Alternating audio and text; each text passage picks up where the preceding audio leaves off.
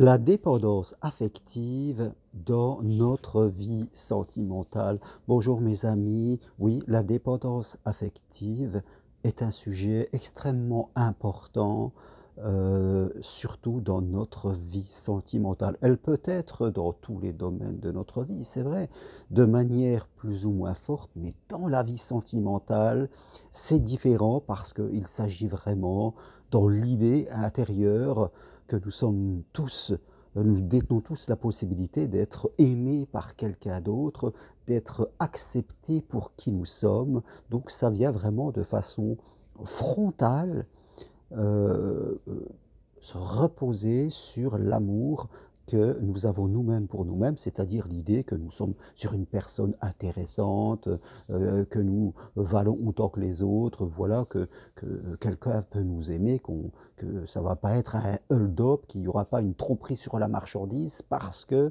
nous sommes quelqu'un qui ne vaut pas le coup. Et que, fait de compte, on s'est peut-être un peu déguisé derrière des vêtements, et que tout ça c'est faux, et quand l'autre va s'en apercevoir, il va nous larguer quelque part. Donc, commençons, je crois que c'est important à définir un petit peu, de manière très simple, ce qu'est la dépendance affective. Alors, si on prend les deux côtés d'un pôle, on aura d'un côté euh, l'indépendance, l'indépendance totale, et puis de l'autre côté, vous aurez la dépendance totale.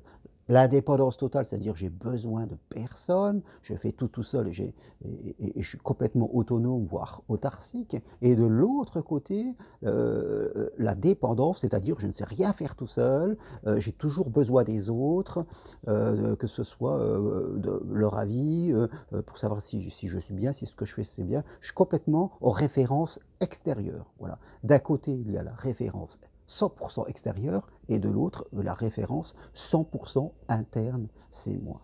Donc, je crois que dans la vie, nous ne sommes ni dans l'un ni dans l'autre.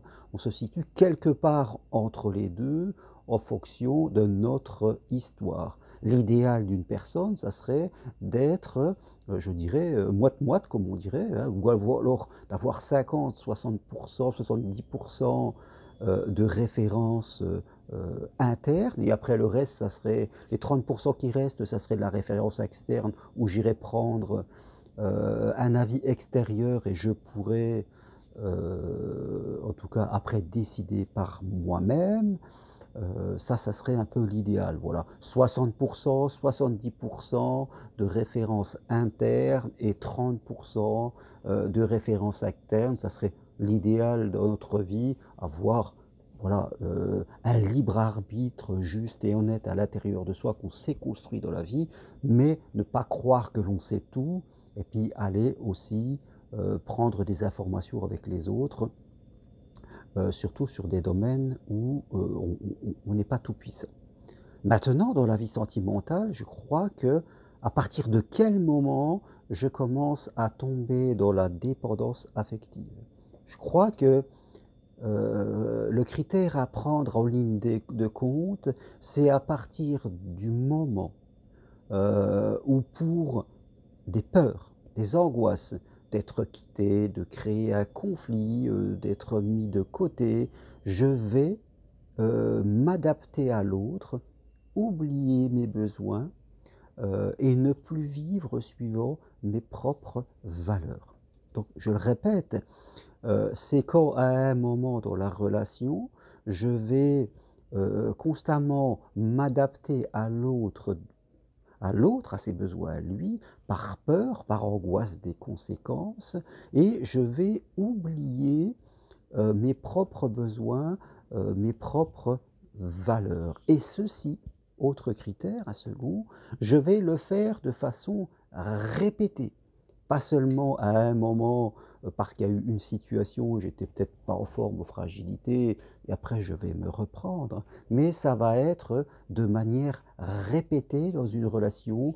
Je vais être ainsi et ça va être vraiment la danse qu'on va jouer à deux. Oui, si de manière répétée, par peur des conséquences, par peur que l'autre vous laisse tomber ou alors trouve quelqu'un d'autre, par peur qu'il s'échappe et que la relation s'arrête, vous allez commencer à avoir des comportements peu cohérents, des comportements qui vont en plus montrer à l'autre que eh bien, vous n'êtes pas du tout sûr de lui et vous êtes complètement en train de vous suradapter à lui, comme le petit enfant qui parfois peut être terrorisé. Eh bien là, si vous faites ça de façon répétée, sans même vous en rendre compte, c'est que vous pouvez souffrir de dépendance affective d'une manière plus ou moins forte.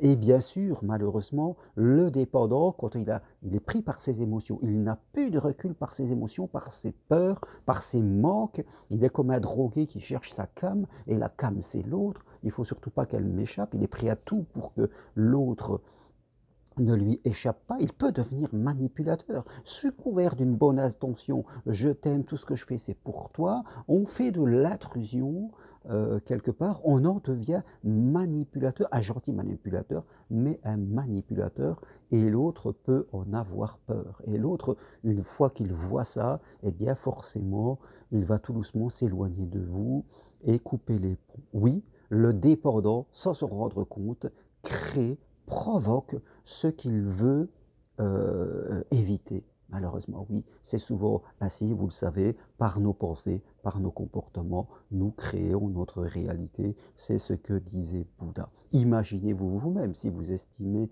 que vous êtes un peu là-dedans, si en face de vous, il y avait quelqu'un qui s'accrochait comme un meurt-de-faim à vous, qui essayait toujours de se suradapter à vous, pardon, vous pouviez sentir comme une intrusion, eh bien ça vous inquiéterait, la relation ne serait plus d'adulte à adulte, on serait dans une relation de parent à enfant, et non plus d'adulte à adulte. D'un parent qui deviendrait normatif, comme on dit, autoritaire, en face d'un adulte, d'un enfant, le dépendant, qui lui deviendrait un enfant soumis, un enfant peureux, et forcément on ne peut rien construire sur ce genre de relation.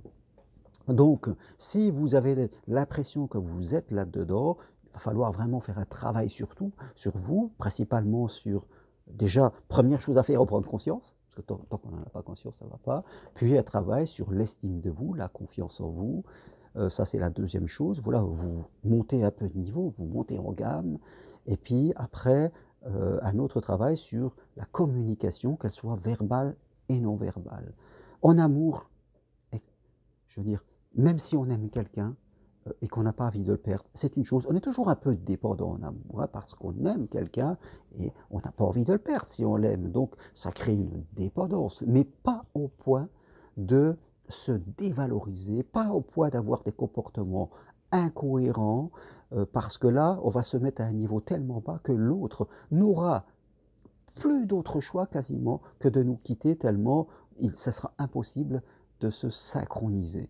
Voilà, la dépendance affective crée de la désynchronisation. Alors si vous en souffrez, voilà, faites quelque chose, progressez sur vous. Vous pouvez prendre rendez-vous avec moi, vous pouvez venir marcher sur le chemin de Compostelle si vous le désirez. Voilà, prenez-vous en main parce que c'est souffrant et vous risquez d'attirer plus ou moins toujours des relations qui vous placeront ainsi, qu'elles soient sentimentales ou qu'elles soient sociales ou professionnelles. Voilà mes amis ce que je voulais partager avec vous. Je vous dis à très bientôt. Appuyez sur j'aime si vous aimez. Toutes les infos pour me contacter sur mon site germainrocarré.com ou sur le texte qui accompagne cette vidéo. Je vous dis à bientôt. Merci. Au revoir.